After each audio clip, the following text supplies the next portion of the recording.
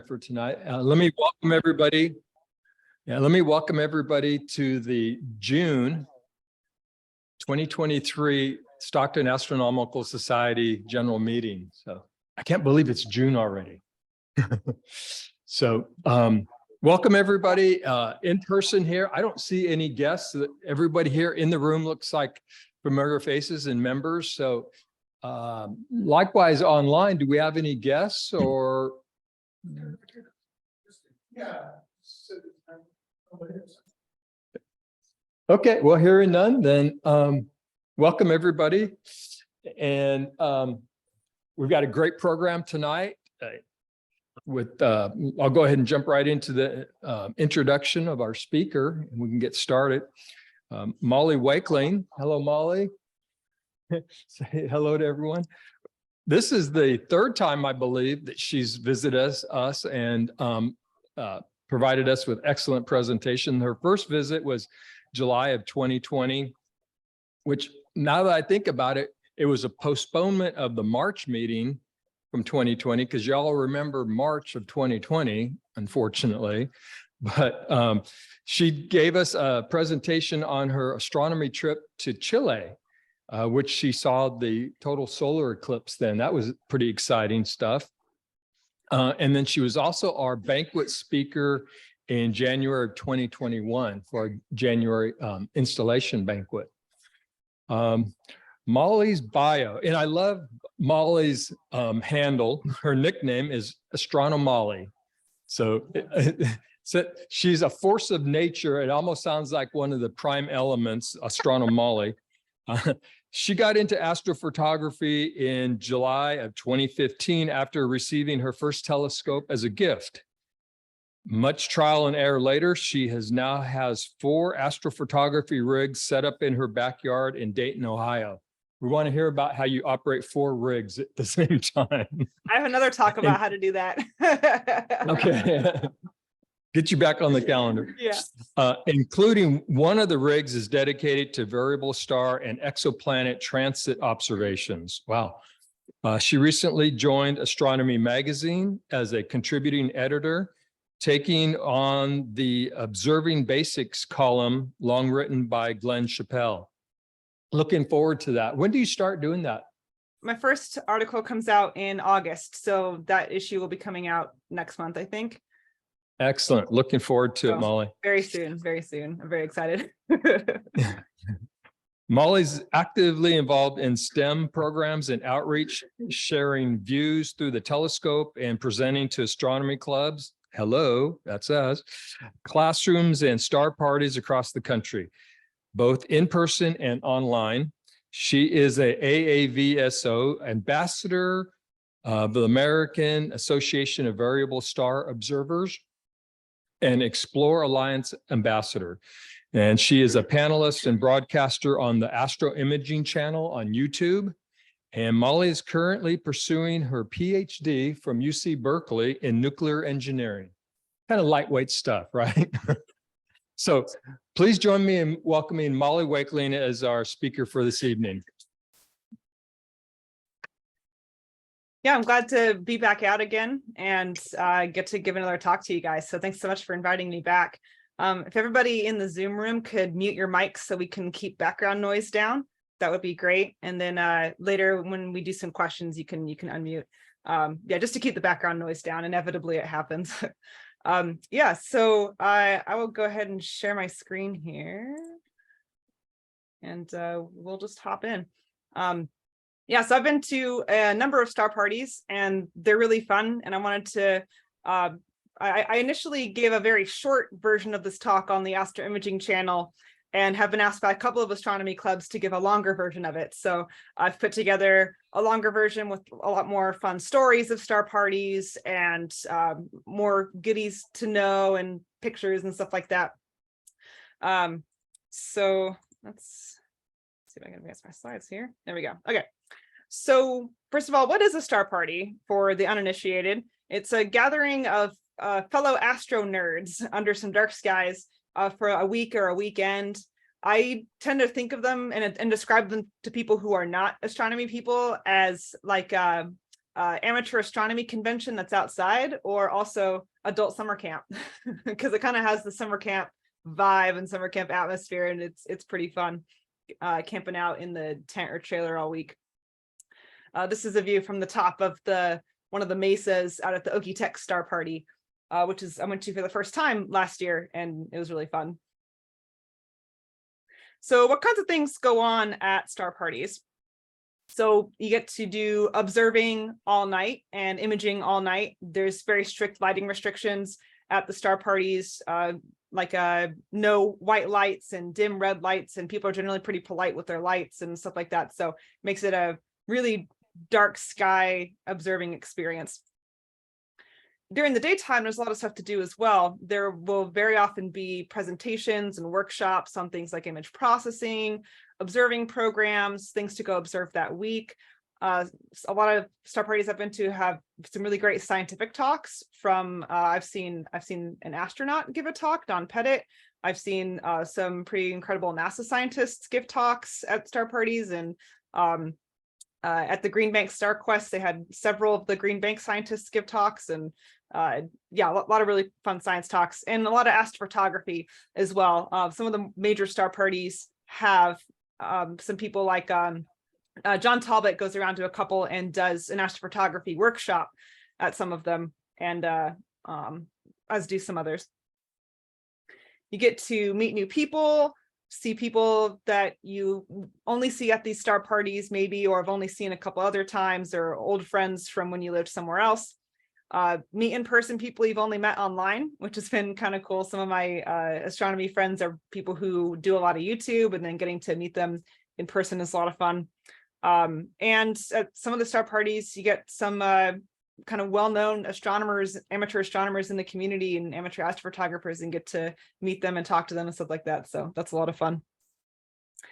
And of course, do all the outdoor things that go along with being out in the middle of nowhere: hiking, birding, grilling food, consuming beverages, relaxing in the shade. There tends to be a strong overlap between astronomy and birding, and astronomy and ham radio.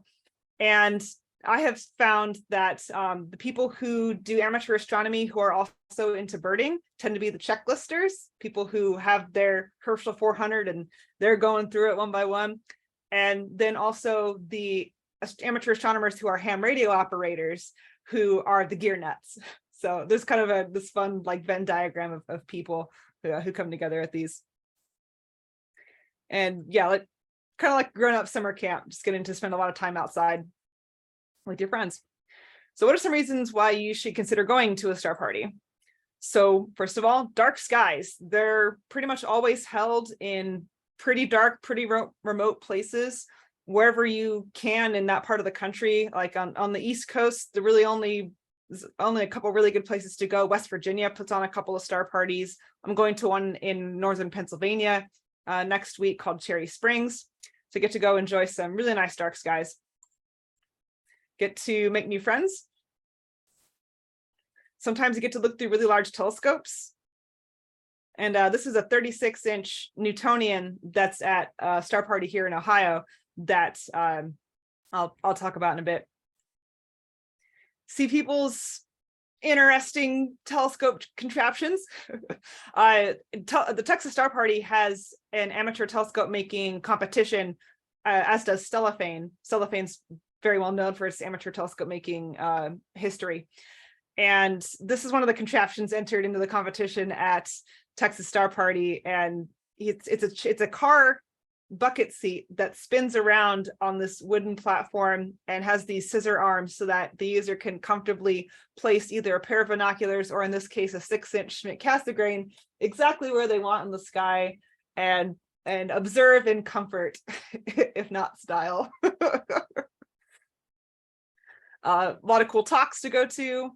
This was a fun demo at a star party, the same one here in Ohio, of kind of showing how meteorites are sort of made out in space. Win fabulous prizes. A lot of all the star parties I've been to have had some kind of door prize raffle at the end. Texas Star Party is well known for its Great Texas giveaway. And sometimes you can win they'll even have some telescopes as prizes and cameras and stuff like that. Some pretty big ticket items from some of the vendors. So where and when are these star parties? So the couple pages I'm going to show here of this list is not a complete list. It's some that I've highlighted. But you can find a pretty complete list on Sky and Telescope's website. If you just search for star parties in North America, there's a whole long list and it's got links to the star party websites. The ones in italics here are ones that are within like a day's drive of where you guys are at. And ones that are in bold are ones that I have been to myself. So they're all over the place. There's one in the Florida Keys over the wintertime, one in Death Valley in the wintertime as well, which is probably the only real good time to try and do something fun there, I guess. And yeah, they're just kind of all over the country in many states. Bryce Canyon, like some of the really dark places like in Utah. There's a Grand Canyon star party as well. Yeah, that's on this side here. A couple in Canada as well. And we got the Oregon Star Party here, which is within a day's drive of Stockton for sure. And Golden State Star Party, which I had every intention of going to when I was living out in California, but with the pandemic, it was canceled all the times that I would have been able to go. So I was sad to miss that one. There's one in Idaho. And yeah, here's just more of them listed here. So going throughout the year, there's pretty much a star party going on almost in every month of the year. So I want to talk about some of the star parties that I've been to and share some stories of how fun they are and just some fun times I've had at them. This is so the Texas Star Party is one of the premier star parties in the US, if not the world.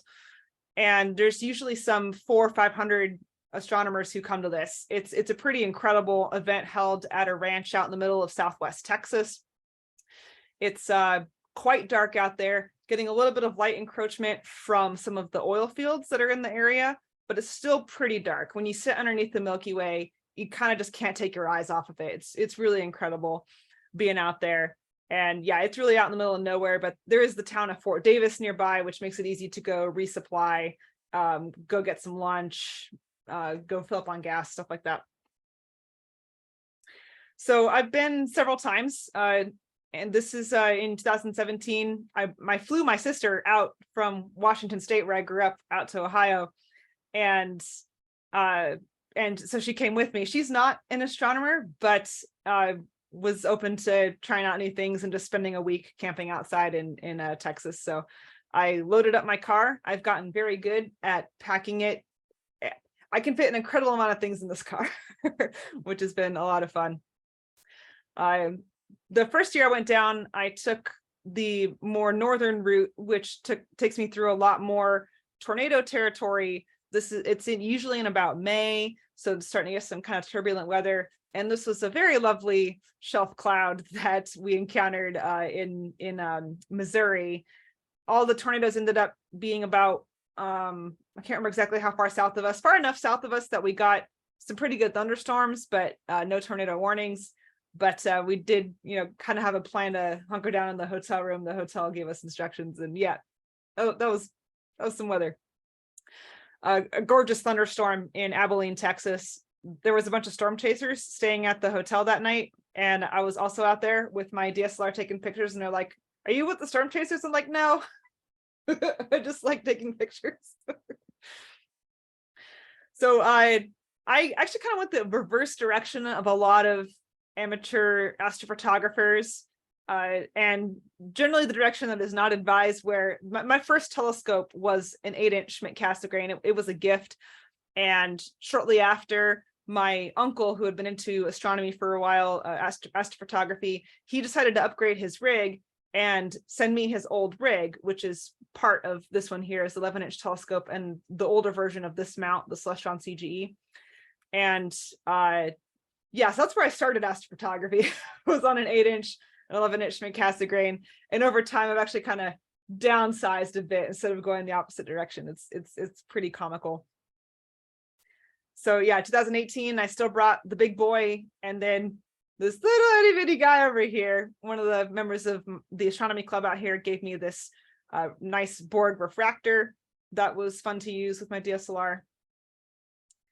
And in 2019, even smaller, and from the same uncle, he sold me his Takahashi 106, which for a nice family discount, which I really didn't think I would be owning a Takahashi this early in my astrophotography career, but it is every bit as phenomenal as people say it is. So that's been really a joy to own.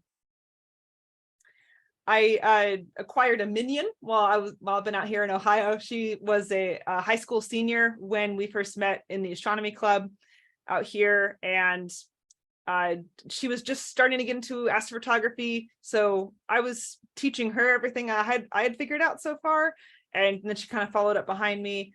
And now she's getting her PhD at Ohio State in astrophysics, and I couldn't be more proud.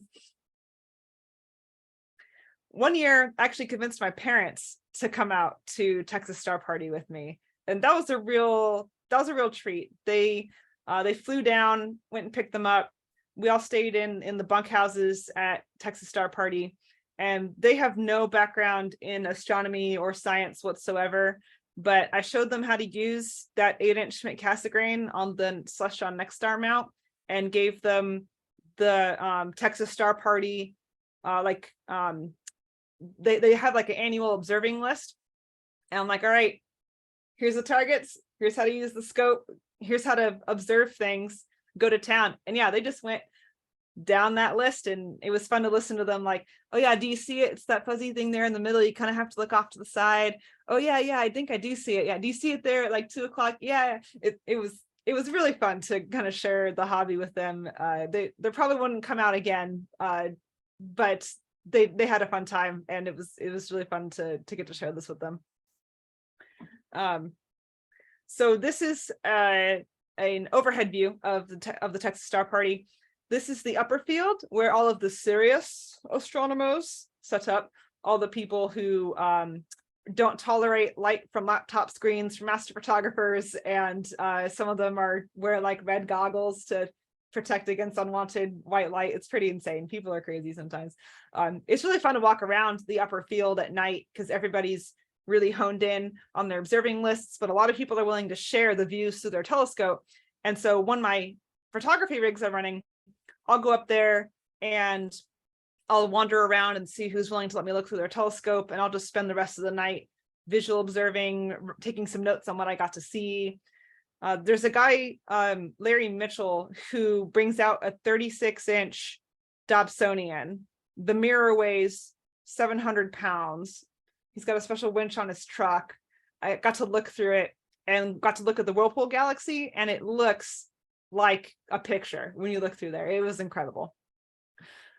This is the middle field, and then way down here is the lower field, which is where a lot of the astrophotographers set up. We can spread out, we can not bother each other as much with lights and stuff like that. There's a few more trees down there, but a little less stressful. This is their indoor air-conditioned lecture hall. So if you need to go cool off for a bit, this is a good place to go. There's usually an interesting talk going on. The year that my parents came out, I also invited my the uncle who was also doing astrophotography, who I got the telescope from, and my aunt. And so about 15 minutes away from where the Texas Star Party is the McDonald Observatory, which is a professional observatory.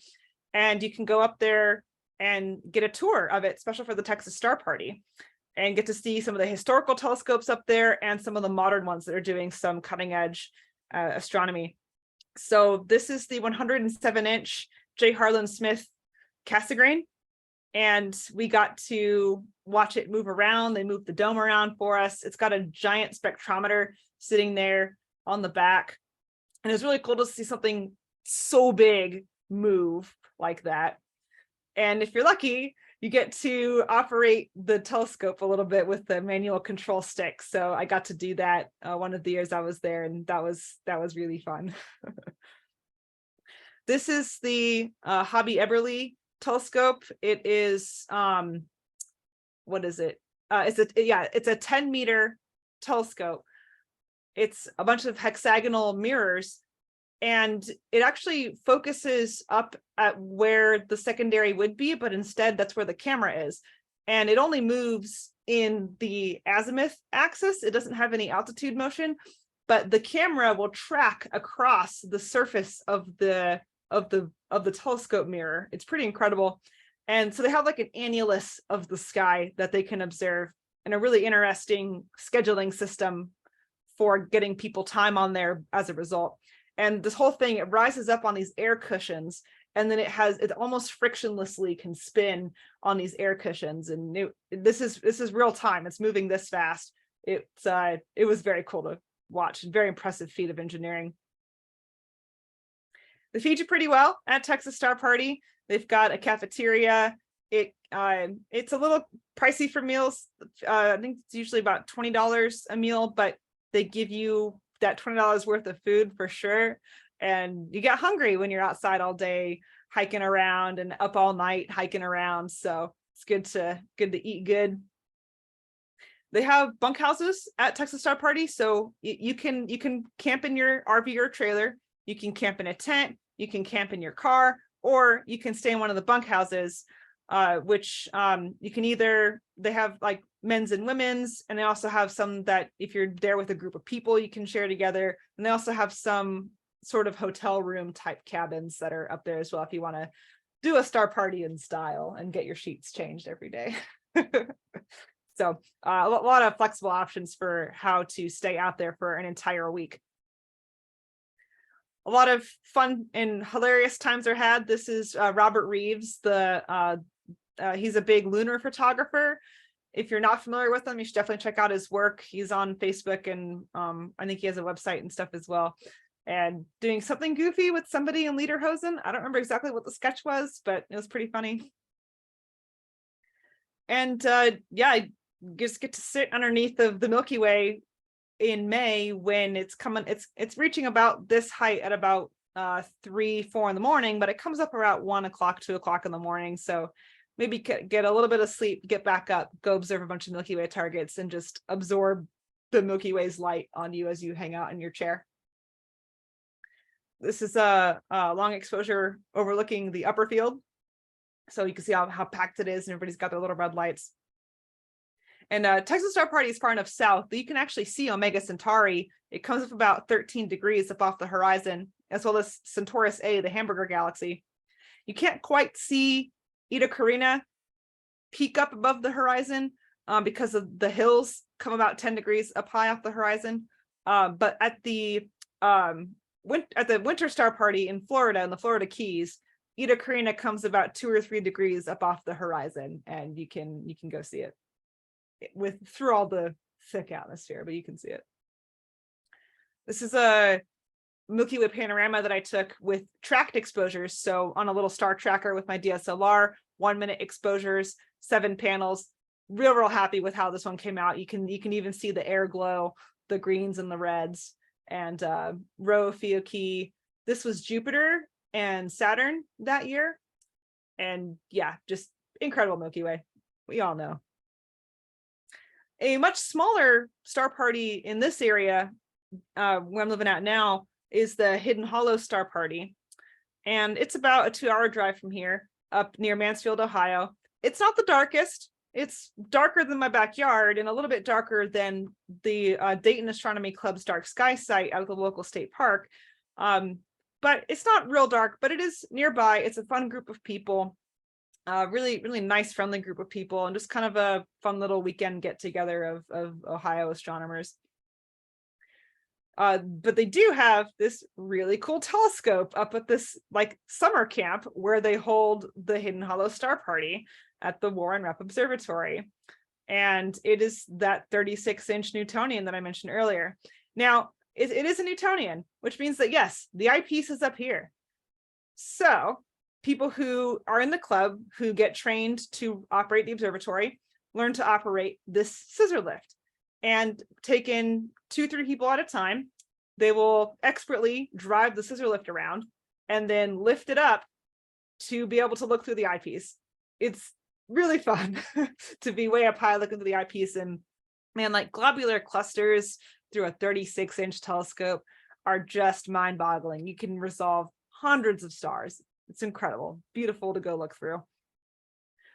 It's a very small star party. This is a lot of the people who were out observing, usually like 30 to 40 people there total, a couple of astrophotographers, just kind of a close group of people, mainly from the local astronomy club and some from around Ohio. They have an indoor space to go hang out in, like the main lodge for the summer camp. And one of the earlier years I went, I brought my big rig, my 11-inch. But this being Ohio, it's very frequently not very clear at this particular star party. In fact, it has been rainy and wet and cold every year I've gone to Hidden Hollow, which has been 4 years now. Except there's usually one night, maybe 1.5 nights, where we get some clear skies. So that year, my big telescope the mount was having some problems. So the Astronomy Club let me borrow one of their Celestron AVX mounts, one of their telescopes, some of their filters. It was really nice that they let me borrow this stuff, that they got to actually keep some gear out there at the observatory. And then in subsequent years, I brought smaller and smaller things because there just wasn't enough clear sky to make it worth bringing the big rig out. So mainly I started bringing my own Celestron AVX mount that I ended up getting, and this Rokinon 135 millimeter f2 camera lens that is a really great and, on astronomical terms, pretty affordable optic, sitting at about $500, cheaper than pretty much most telescopes you could get for doing photography. Yeah, a nice little portable rig to bring out for the 1 or 2 nights of clear skies we'd get out there over the 4-day weekend. They also had cabins, which was nice to be able to stay there. In subsequent years, I got a trailer when I was living out in California when I went home to visit my parents, and brought my trailer out the last time I went out there, which was a lot of fun. I think I've got a picture of that coming up here later. Lots of fun talks to attend. I got to give a couple of talks there, including the very first year I went. They had a speaker who couldn't make it at the last minute, and I'd been kind of chit-chatting with people, helping some people with doing some astrophotography processing. And one of the organizers was like, "Hey, would you give a talk on astrophotography?" So like last minute came up with an astrophotography talk and got to present it. And they asked me back every year, and that was really fun. I've been to this star party, the Green Bank Star Quest, once, and it's really cool because it's at the Green Bank Radio Observatory out in West Virginia. So it's about a 6-hour drive from here in Dayton, so pretty achievable. And it's in that pretty dark part of West Virginia, which is a lot of West Virginia, that it has some really nice skies for it being on the East Coast. Again, loaded up my car with as much as I can possibly pack into it somehow, and brought my minion Michaela out with me. And yep, that is the 300-foot, the big radio telescope, the one that's in contact. It's that one. And you, when you're at the star party, you can sign up to take a tour and actually get to go back and see it and touch it. And it's very, very cool just to be in the shadow of this enormous radio telescope. And the star party takes place on this field just before the no electronics zone. They know they're not going to get a lot of observing done that weekend because of all of us with all of our electronics. Even if we turn off all of our Wi-Fi and Bluetooth and stuff, it's still just a lot of EMF. And that radio telescope is so sensitive that it can detect, it will pick up noise from a malfunctioning toothbrush in the next town over. They actually have a car outfitted with a bunch of antennas that they have a team of people who drive around to go track down things like high power microwaves, high power internet routers, malfunctioning electric dog collars, malfunctioning toothbrushes, and they will offer to replace those items for people, even the microwaves and the routers, with lower wattage versions or functioning versions, just to keep the background radio noise down for the big telescope to go detect quasars billions of light years away, little itty bitty radio signals. It's pretty incredible. This one, you can either tent camp, or they have the like scientists bunkhouse, where for visiting scientists who come out, they have this bunkhouse you can stay at, which is actually a pretty nice bunkhouse. Or you can tent camp out on the field. I did bring the big rig with me that year, and I think it was semi-functional. I think it was working a little bit of the weekend and then didn't work the rest of the weekend. I had a lot of problems with all my Celestron mounts.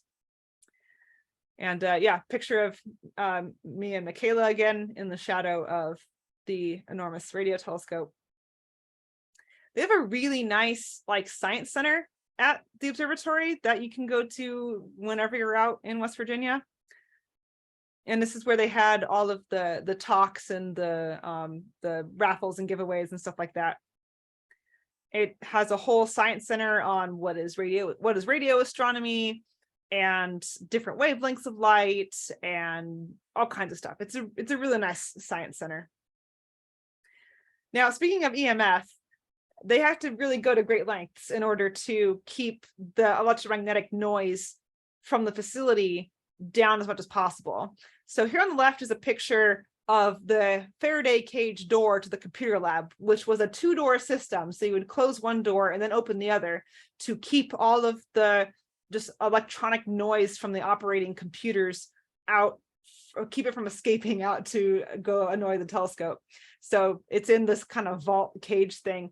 They have windows in there that are these special like metal lined windows that you can still see through. It's very cool. On the right is the microwave, and it's also inside of a Faraday cage, and it's one of those ones with the knob that you turn, you set the time, and then you close the door, and closing the door makes it turn on, so it doesn't let any of the microwave any of the microwave radiation emit and go annoy the telescope. It's really cool, the great lengths they go to there to keep everything radio quiet. Michaela got a really nice result on the Andromeda Galaxy. I think this is one of her first Andromeda Galaxy images, I think. Got a nice result. We went into the computer lab to go do some processing. Then we had a really crazy thunderstorm one of the nights that was right overhead. And my philosophy when it comes to going out into the field to do astrophotography is there's always something to image. So even when it's overcast, time lapse. If there's spotty clouds, time lapse, or cool Milky Way wide field shots with clouds in them. If it's thunderstorming, take pictures of the dang lightning. There's always something to take a picture of. And I got some really cool lightning shots. The other star party I want to talk about is the Okie-Tex star party, which I got to go to for the first time this year. When I couldn't make it to Texas Star Party because I was in classes at that time, but I was able to make it to Okie-Tex, which is in September. And it's like Texas Star Party, it's a 22-hour drive.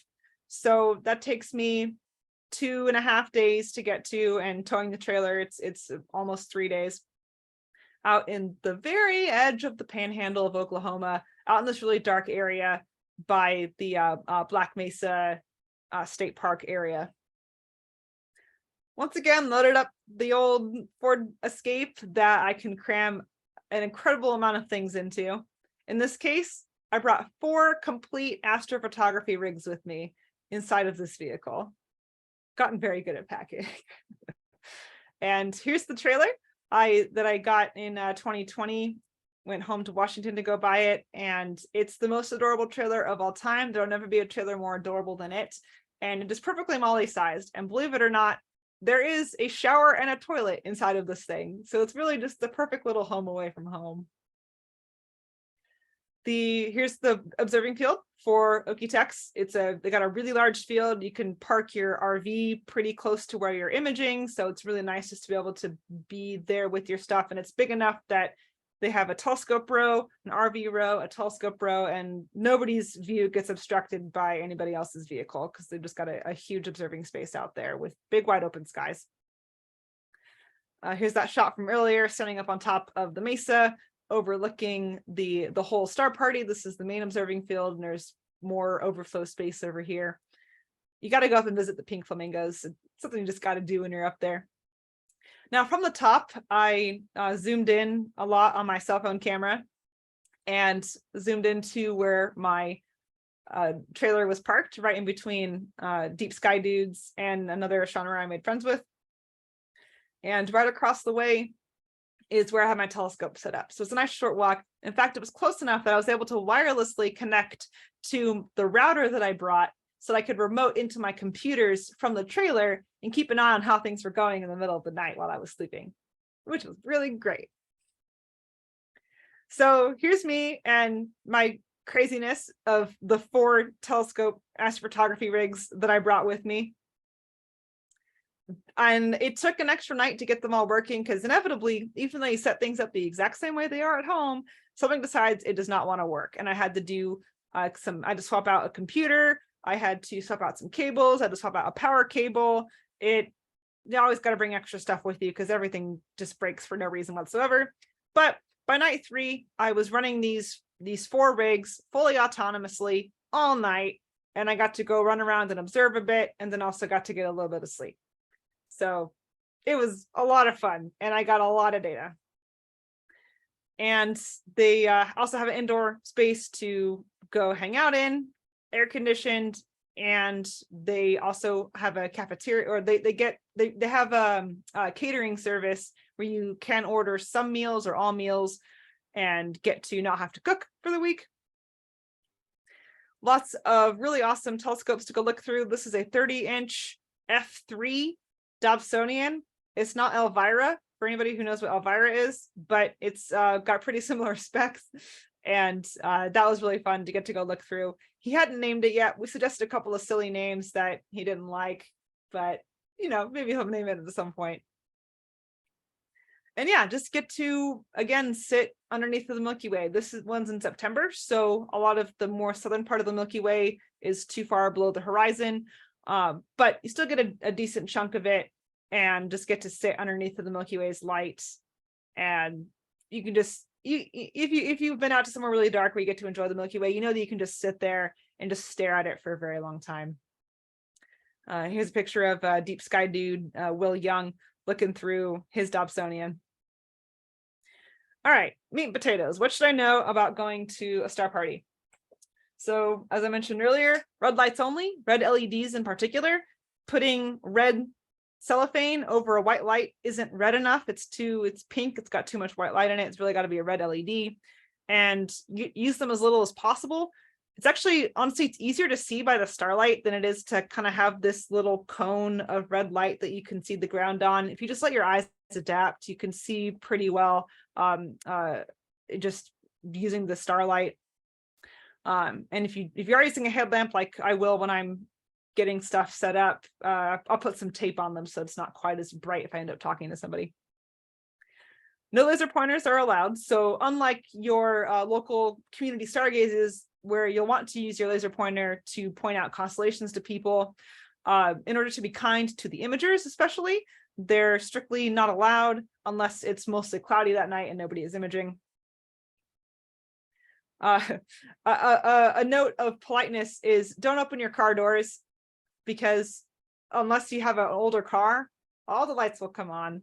And a lot of the time it's not possible to turn them off. Don't expect to be able to drive your car unless you're parked way out on the edge of the property. And take your key fob out of your pocket. Every single star party I go to, almost every night, somebody leans over and hits the panic button on their car and flashes white light at everybody. You can cover bright laptop screens with red film, or I use a red, an app on my computer that makes the screen very dim and very yellow called Flux. Makes it very tolerable to look at even when I'm sitting up right next to it, and then it doesn't bother my neighbors. I've got a little tent that the laptop lives in so that it even less bothers my neighbors. And yeah, keep the screen shielded. And same thing for tablets and phones. Either use a very dim screen with a strong blue light filter app, or just don't use it and use star charts instead. Cover trailer and RV windows and use red LEDs inside. I have a strip of color changing LEDs all along the inside of my trailer, and it just plugs into the 12-volt outlet, little remote control. I turn it on to red or amber, turn the brightness down, and then when I open my trailer door to go into it, it doesn't bother anybody, and also doesn't wreck my night vision either. And especially for astrophotographers, we have a lot of things with glowing lights. Taping over those LEDs is nice to your neighbors as well. A couple other things: dress warm. Even in the summertime, it will feel very cold at night. Even if the outside temperature is in the 60s, it will feel much colder when you've been standing around, when it's the middle of the night and it's like night number 5 and your body is not good at regulating your temperature anymore because you haven't had any sleep all week. When I go to Texas Star Party in South Texas in late May, I bring my winter coat and my hat and my Under Armour, and I wear all of it because it does feel very cold at night. The star parties will have rules on their website, things like only listen to music in headphones, to be nice to your neighbors, check pet rules. Some don't allow animals at all. Some allow them only on leashes and not on the observing fields. There's different rules at different places. Consider sharing your telescope view with neighbors and passersby. You might be intent on doing your observing list, but this is how we learn, is by teaching each other. And also, like if you went and found some really dim target that I never would have been able to find on my own, I would love to get a chance to look at it before you move on to your next target, and get to see a galaxy I wouldn't have otherwise seen. Do as much setup as possible during the day to maximize your darkness hours. And I highly recommend bringing snacks because you'll get hungry about midnight, 1 in the morning. And Okie-Tex and Texas Star Party both have midnight snack bars, which is really great. And you can also definitely bring your own snacks as well. So what are some amenities that are at star parties for your planning purposes? It really varies widely. So you gotta go read the website carefully and sometimes send them an email to ask questions like, is there power on the field, things like that. Some have bunk houses like Texas Star Party, Green Bank, Hidden Hollow, Okie-Tex, probably some others. A lot of them allow RVs, travel trailers, and campers. Green Bank specifically does not allow RVs, travel trailers, and campers, except for folks who are disabled. So everyone's a little bit different. Some people camp in their cars, some people camp in their equipment trailers, and some do actually have hotels and B&Bs nearby. Okie-Tex has a B&B about 2 miles up the road that's fairly popular for star party goers to stay at. A lot of them have some kind of food option. Hidden Hollow has a food truck. Okie-Tex and Texas Star Party and some others have full-on catering and kitchens. You can also cook your own food on your own outdoor stove, just no flames after dark outside at least. Most places are too far away to go into town very often, so don't expect to be able to go out to eat much at all. But they're often close enough to a town to at least be able to go resupply. It might just be 40 minutes away. My advice specifically for imagers is to assemble your entire rig from top to bottom at home before you go. That way you can make sure you have all the tools, cables, adapters, everything that you might forget about when you're just planning it in your head. So putting it all together at home will make sure that you have everything. And I have a giant tackle. I got the biggest tackle box I could find on Amazon, and it's great for holding all the odds and ends. It holds tools, nuts, bolts, adapters, cables, zip ties. And not only for me, but I've very often shared these things with my neighbors who forgot an adapter or stepped on a cable or anything like that. So I have this whole enormous toolbox that has everything in it for myself, for contingencies, and for other people who also have some contingencies. I keep copies of every imaging program and driver installation that I need locally stored on the computer, because the number of times I've had to uninstall and reinstall a program or a driver because something was broken has been too many times for the number of star parties I've been to. So I keep local copies so I don't have to try and find internet to download them. I actually bring a backup computer, which I have had to use before when stuff just is not working on the main computer. So bring a backup laptop or computer if you can. And don't try any new gear or any new software at a star party. Do that at home before you come. The only new thing you should be looking at is new targets. So before I wrap up, you might be interested in what my 2024 eclipse plans are. So you can, as I'm sure you all are tracking, it's going across a pretty wide swath of the US. It is going over Dayton, Ohio, but I will not be in Dayton when it comes through. I'll be graduating in December and going on to my next job in Albuquerque, New Mexico. So I as much as I would love to come back to Dayton to hang out with my friends here and see the eclipse with them, this plot here, this map is showing average median cloud coverage fraction on April 8th for the previous 20 years, I think. And as you can see, Dayton, Ohio is up in the 85%, 90% cloudy region. Yeah, I'm not taking my chances. You will find me in Texas at a campground near Uvalde, pretty much as close to Mexico as I can get without actually going into Mexico, to have the highest chance of having clear skies on that day.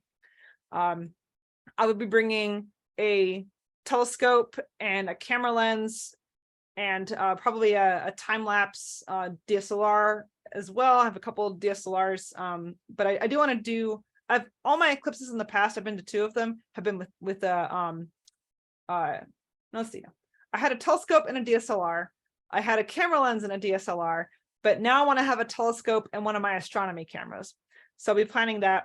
And I plan my sequences meticulously because I want to enjoy the eclipse visually. So I have a completely autonomous sequence. I hit go. It is very precisely timed to take the correct exposure time for things like Bailey's beads, diamond ring, all those things, different brightnesses of the corona. And I rehearse it over and over again using an eclipse timer app on my phone. And that runs while I just enjoy the eclipse. And I've had 2 very successful eclipses doing it that way. So here's the 2 that I've been to. I went to 2017 in Casper, Wyoming, of course, where they had the Astronomical League conference in conjunction, which was perfect timing and perfect location. And then I got to go down to Chile in 2019, which is the talk I gave a couple of years ago, was that whole trip, and got to do it again. It was lower on the horizon for that one, much closer to sunset. So you can see that it's not as clear. And it's really interesting to see how in 2019 was pretty near solar minima, or solar minimum. So the corona is very ordered here. Whereas in 2017, there was a couple sunspots and there's a little more activity going on and it was much more disordered. 2024 is very close to solar maximum. So we can expect to see a very chaotic and incredible corona, and probably a lot of sunspots too for the partial phases. And it's going to be a show for the ages. So yeah, that's what I got. And I'll take some questions, and yeah, that's what I got.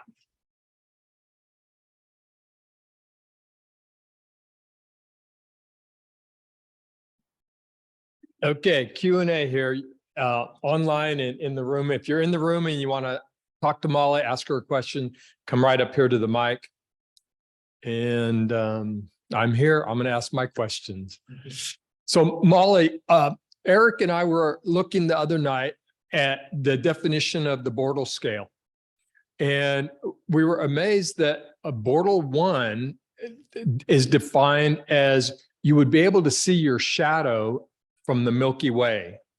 Can you confirm or deny that? I have not been to a site that dark. And so, and they'll say in that definition too, that that's an exquisite dark sky site. So there's a lot of places that are very dark, like the Atacama Desert and Southwest Texas and places like that. But they're still not quite at that Bortle 1. I call them Bortle 1.5, because while the Milky Way feels like it's falling in your face and Jupiter will wreck your night vision, I don't think I have seen my shadow from the Milky Way, even in Chile. Okay. My other question was these multiple nights of long hours imaging and in changing weather, you've got to be challenged with power supplies and with dew control. So can you address those for us? Yeah, so all the star parties I have been to have all had power on the field. And I used to be able to operate on battery power when I had just the one rig that was all 12 volt, but I can't do that anymore. I do know some people who have built some pretty impressive battery packs, but my Paramount my software bisque Paramount Mighty is on 48-volt power, so I need a different converter for that. Between all running multiple cameras, multiple mounts slewing at the same time, it would be difficult to do that on a battery. So all the star parties I go to have power on the field, and so I just end up using AC power all night. So I run my dew heaters at the temperature they need to be run at. I have one of those Celestron dew controller computers. They gave one to me to test, and I got to keep it. And it will look at the temperature and the humidity and set the temperature, like so the voltage or the current, one of the two, on the dew strap to be just enough to put the optic a little bit above ambient temperature, which is what you need to prevent dew from forming. Otherwise, you're going to have to tune that yourself over the course of the night, or accept that you might get some heat currents. I also have a Pegasus power box that does the same thing. So yeah, AC power is my answer to that question. Okay, thank you. Very good. So anybody else in the room or online have questions or comments for Molly? Everybody's muted, so. Oh, yeah, unmute yourself if you're online. And I don't have any questions, Molly, but I did want to say that was a very interesting presentation. Thank you very much. Thank you. Hope you guys enjoyed my stories. Molly, what DSL are you using? So for my first 2 years of astrophotography, I used a Nikon D3100. And I think about a year or two into doing year and a half, I got a Nikon D5300 because I could not control the 3100 on the computer. So Okay. I got the 5300 so I could do the USB control and be able to see live images on the screen and stuff like that. So I did that for about almost 2.5-3 years before I bought my first deep sky camera, which was a ZWO ASI 1600, a monochrome camera. And I now have that plus a ZWO ASI 2600 color, plus a ZWO 294 color, and a couple of uncooled cameras that I mess around with sometimes as well. Okay. All right, thanks. Yeah. So not a fancy DSLR, very much like a mid-entry, like $300, $400 DSLR. You can do a lot with those. anybody else? No? Guess you're all good. Anybody online have any more questions or comments for Molly? Okay, great. Again, thank you so much, Molly, for the great presentations. Thank you very much. Thank you. And thanks for having me back. And I'm happy to, I love giving these. So yeah. And Molly, I know it's late in Ohio, but stay on the line because I think you're going to want to see this next little short presentation. Hey, you guys, I took the liberty to double up the presentations and give you 2 tonight for the price of 1 membership. You're getting 2 programs tonight. How about that? Jason here has Jason Keys is my good friend and introduced me to astrophotography a couple of years ago. Continues to help me and share his work with everybody in the club. And I don't know if you all saw his email just a while back. Jason captured the newest member of the supernova family, and he's going to share that with us here. So Jason, I'll turn it over to you. Hi, everybody. It won't be as impressive as the presentation that we just heard from Ollie. And this imaging that I did of it's the supernova 2023 IXF that was in M101, which we all know is in Ursa Major. I was at work the other night, and then I just happened to be scrolling through some science news, and I saw that somebody in Japan had discovered a new supernova that was in M101. So I worked for a couple of days, and I thought, well, I should go out and image this. But I looked it up a little first. So I guess it was first observed by Koichi Itagaki. I suppose he was in Japan. It's a type 2 supernova. And I guess the initial magnitude of it was like 14.9, and they verified it with the Zwicky Transient Facility Project. And by the time they had verified, it was like 15.87, so they could see that it was getting brighter. And it just is going to keep glowing and getting brighter for, I guess, a couple of months. We should be able to observe it. Anyway, it was a couple of days later on May 23rd that I decided to go out. Not in any of these super dark sites like Molly was able to get to, but in my light polluted backyard of Manteca, which is, I don't know, Bortle 6 or 7. Does anybody know the Bortle around here? It's not very great, but let me share the screen and I'll share with you what I got. I'm not good with let's see, I think this is what I want. Yeah, so from our backyard here in Manteca, can you all see that? Yes, we can. Yeah. Here's M101 with the supernova 2023 IXF. There is a little spot right there.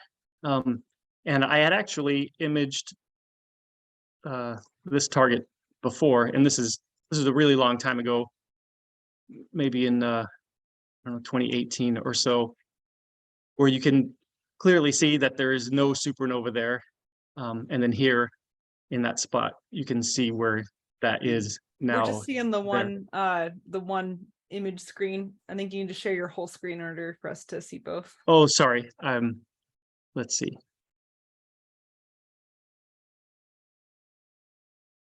Do I do a new? Oh, I see. Sorry, I've never shared my screens before on Zoom. Can you see that one? There we go. Yes. Yeah. So this one I took with like my T3i DSLR, and the other one I used my cheaper ZWO ASI 533, which is about half as good as the one Mark was talking about, or maybe even a quarter as good. Actually, the 533 is a really good sensor. I got to test QHY's new cooled 533 mono, the monochrome version. It is an extremely sensitive chip and very low. Yeah, the chip's good, but it's a square frame, which it is square and it is small. Yeah, that's for sure. Yeah, and this is, you know, the standard DSLR. What is it, like a 2 to 3 ratio or something like that? But in any case, it was just really cool. I was happy that I was able to get out and get these images. And it was, oops, I'm probably sharing all that there. I think it was like 84 3-minute exposure. So it wasn't really a lot of time. I used an L Pro filter. I don't know if, you know, I haven't done a lot of imaging with filters. I normally would try and get someplace darker to do imaging, but, you know, it's hard to always be so far away from a dark sky. It would have taken me, you know, 2 hours to drive to Heliport or something like that.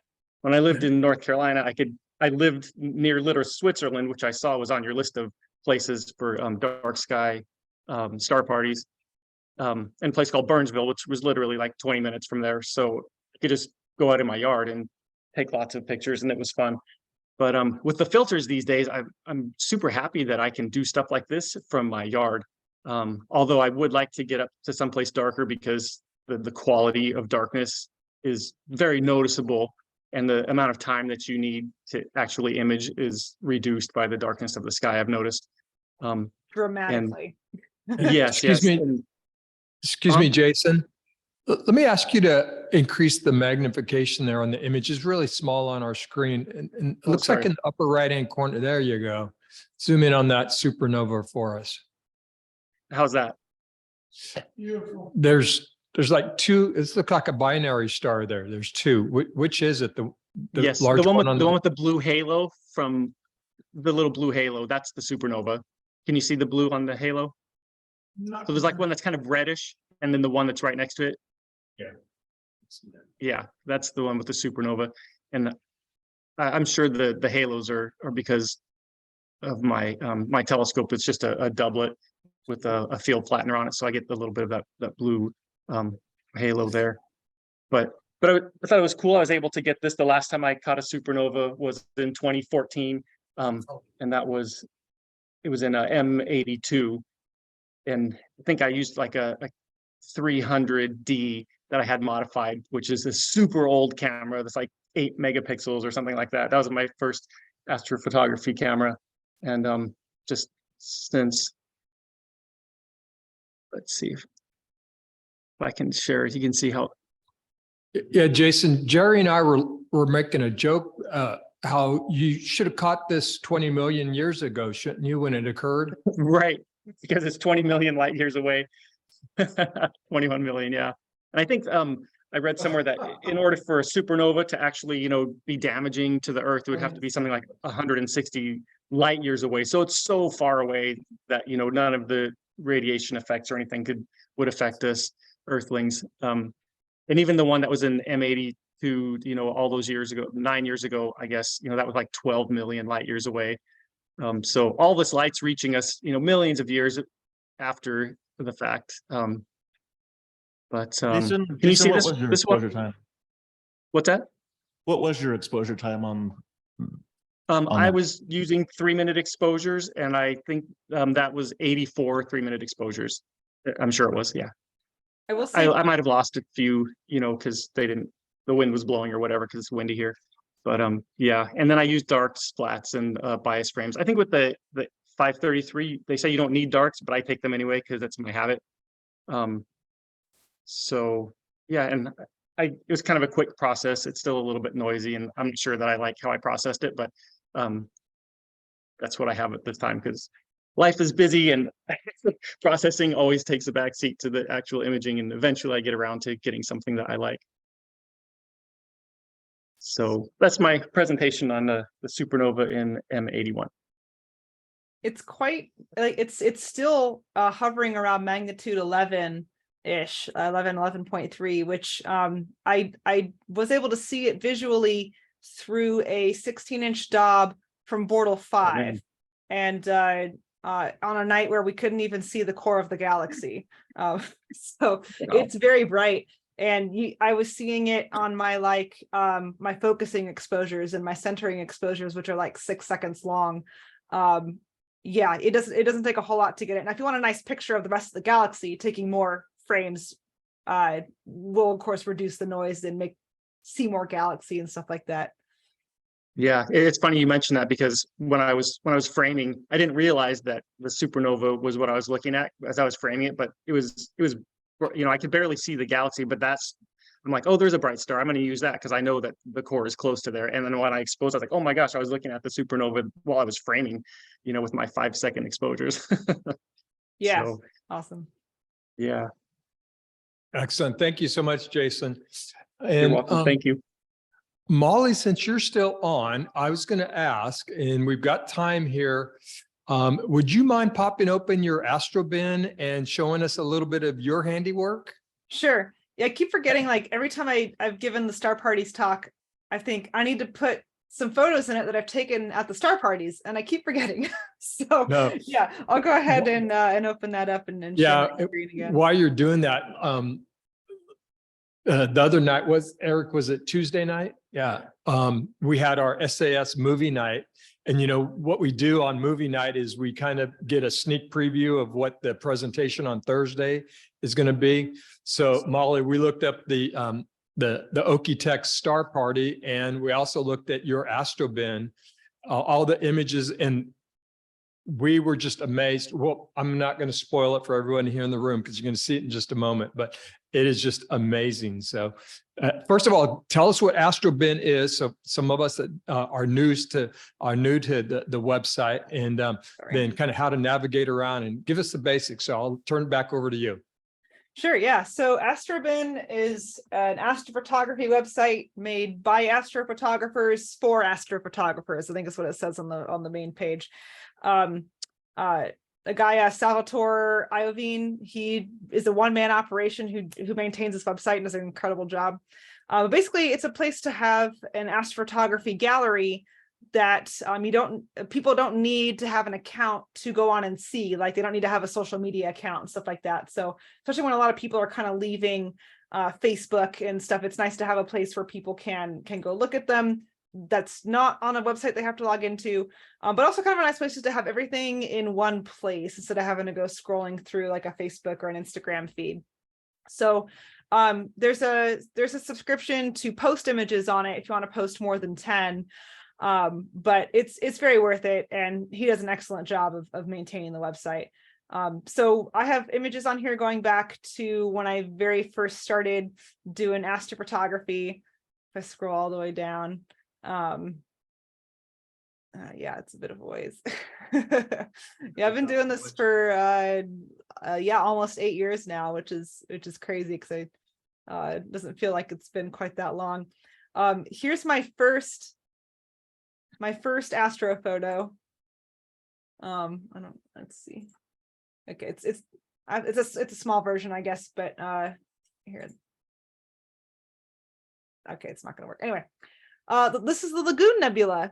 With and through my 8-inch Schmidt Cassegrain, I was observing it visually. I had recently figured out how to attach my DSLR to the telescope, and I was like, well, I wonder, because I was using it to take pictures of like Saturn and stuff. And I was like, I wonder if I could like see more on a nebula if I took like a 10-second exposure or a minute-long exposure. And I did, and I could see red nebula that I couldn't see visually, and like that's when I got hooked. Was this on just being able to see that there was more nebula in the picture than I could see with my eye. So yeah, kind of slowly things got better from there, and I'll skip ahead to my really good ones, I guess.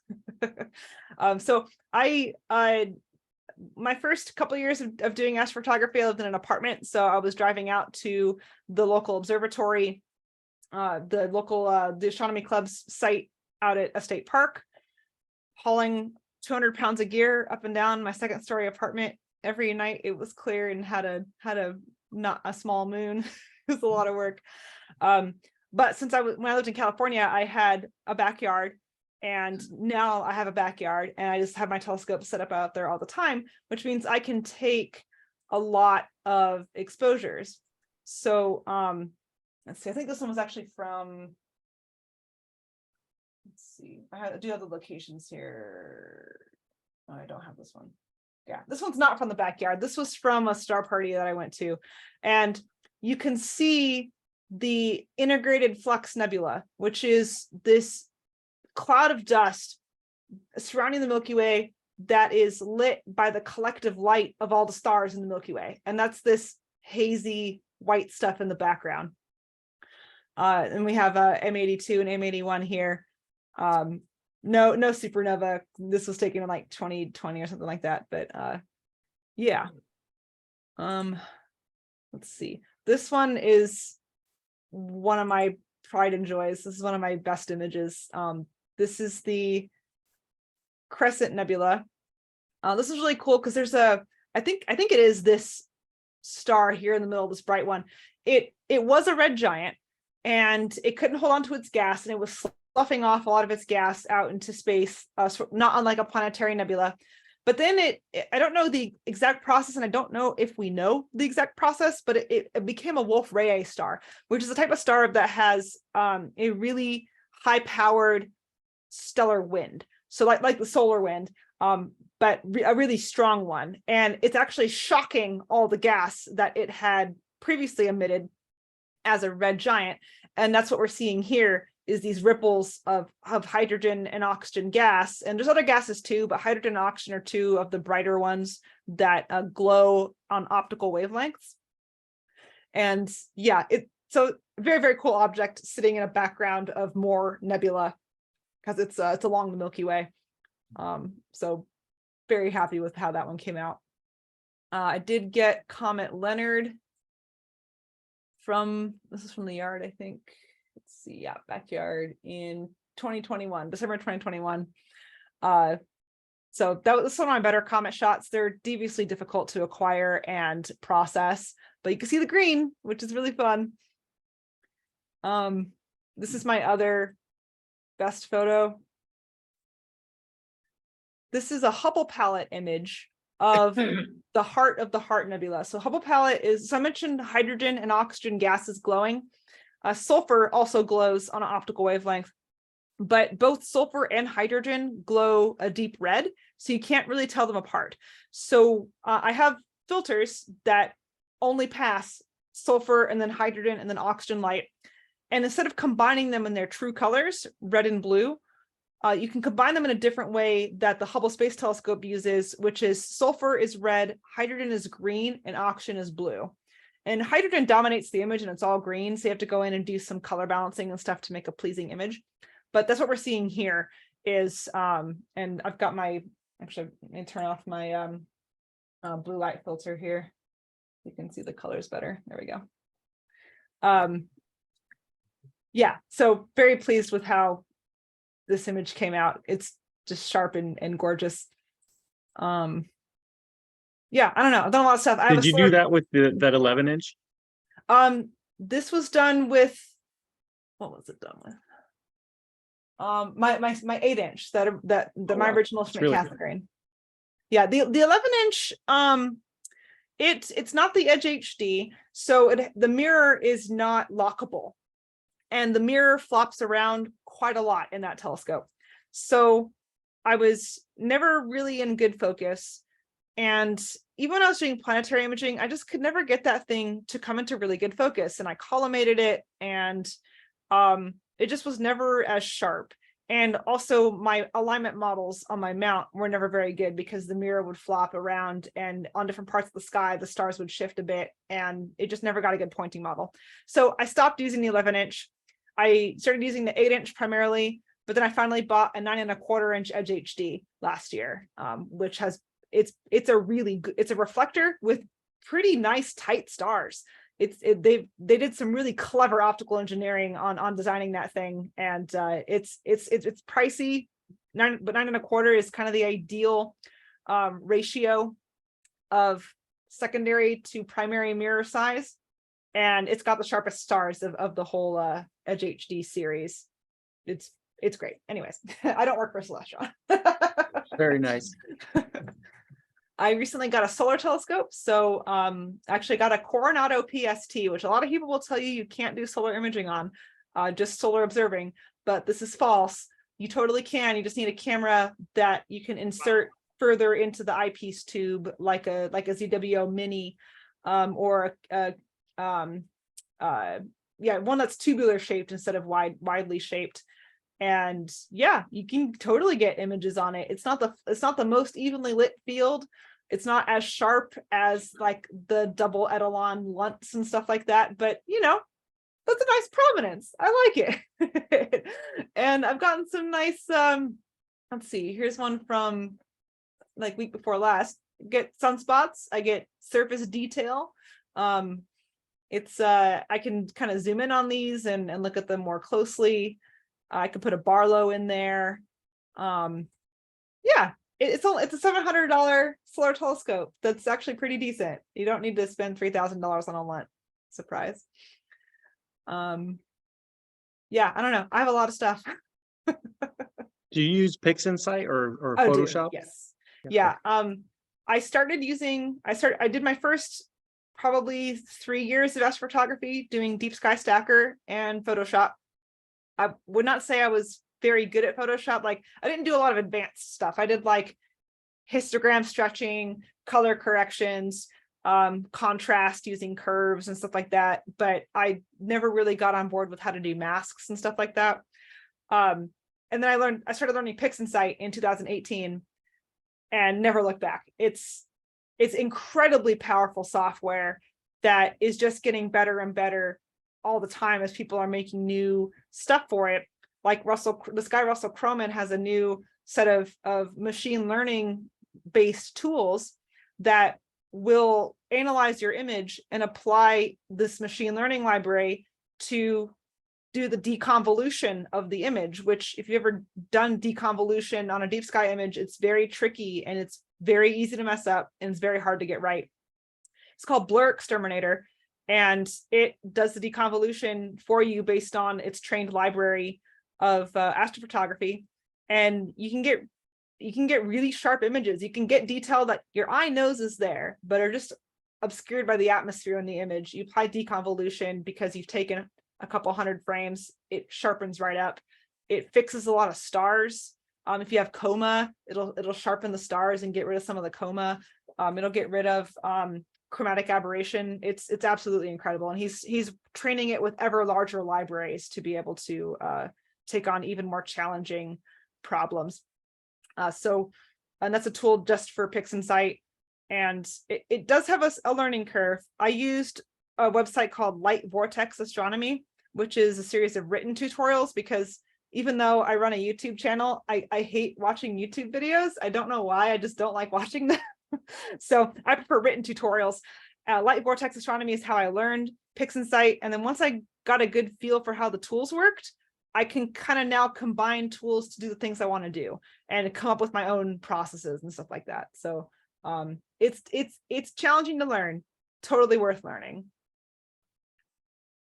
Well, excellent.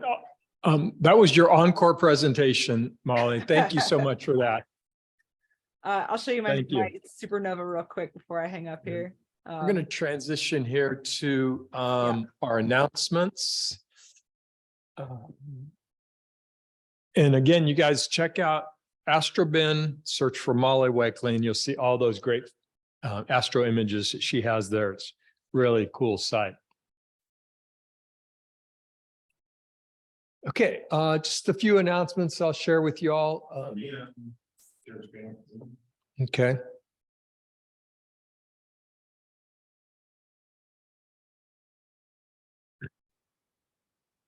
By the way, this photo's from my recent trip to the International Space Station. I took a shot and my vacation photo.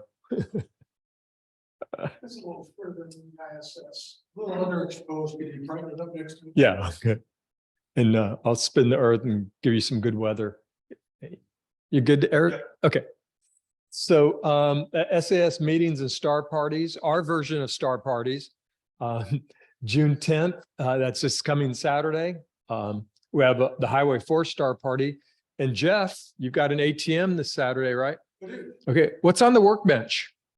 Right at the moment, I'm pressing a 14-inch lap on the Bill Lytle, Bob Jarrett, and Mark Xeris now. Making what's called a smoothing lap. Is that a new mirror that's going to go in the big blue scope? It's the same mirror, just being reworked. Okay, Yeah. it's an old mirror by now then, right? Could be brand new in a few weeks here. Excellent. Okay, and then the following weekend, June 17th, is our high altitude star party. And we still believe we're not going to get into Peddler Hill, but so we'll probably go to Heliport. And, you know, despite Jeff's announcement today that this weekend's going to be cloudy, you all read my unofficial groundhog report in the newsletter that all the star parties this summer that we're planning are going to have clear weather. Good. The groundhog told us that. Yeah. You're good. So despite your prediction. And then I missed a date here of June 21st. Anybody know what happens on June 21st? The solstice, exactly. July 8th is another high altitude star party, and we haven't planned it yet, but that's the date we had selected earlier for our potluck. So let's work together to try to get up there on the hill and eat and have a great star party. July 10th is I think it's the Monday before the general meeting. And we'll have one of our SAS movie nights. So join in, just informal Zoom meetings. You'll get my announcement with the link, and we'll have some discussion about the upcoming program. And then July 13th is our general meeting. And the topic is the history and life of Edwin Hubble, given by Michael Warzak. He's one of the Sacramento Valley astronomer members. Great presentation. I've seen it before. Really, really interesting. Okay, and then over to public outreach, we kind of have just a normal schedule coming up. June 24th, astronomy in the park. We need volunteers. We need scopes. What, Doug? We need about 4 or 5 scopes at least, right? I will not be there. And Doug, why won't you be there? Spend the evening with my bride than with you guys. Doug's going to have a bride. Let's congratulate Doug. That's an excellent excuse. No one's going to slight you for not showing up. Who wants to take the key? Anyone? Excellent. Okay. And then the following month, July 22nd, another astronomy in the park. So.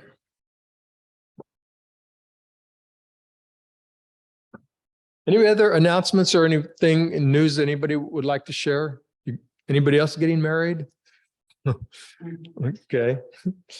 Well then, again, I want to thank our speakers, plural, Molly and Jason. Thank you very much.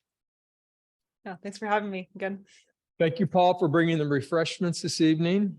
I'll share that with you. Thank you. And Eric, as usual, thank you for all the AV setup. Eric's made some improvements tonight. I think we can hear and see them. So yeah, he's really getting it dialed in, and his hard work and efforts evident. Thank you, Eric. Okay, any other business or any comments you want to bring up? Online, anybody? Okay, very good. Then hearing none, I'll adjourn the meeting.